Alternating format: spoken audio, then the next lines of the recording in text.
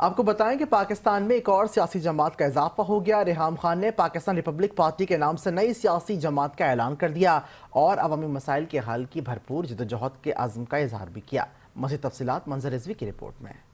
Karachi press club میں press conference کرتے ہوئے ریحام خان کا کہنا تھا پاکستانیوں کو جینے نہیں دیا جا رہا، میں آج ایک ایسی تحریک شروع کرنے جا رہی ہوں جو ایوان میں نمائندگی کرے گی۔ اس کے پاس گاڑی نہیں ہے، اس کے پاس پینے کا صاف پانی نہیں ہے، اس کے پاس ہسپتال تو کیا بیسک ہیلتھ یونٹ نہیں ہے۔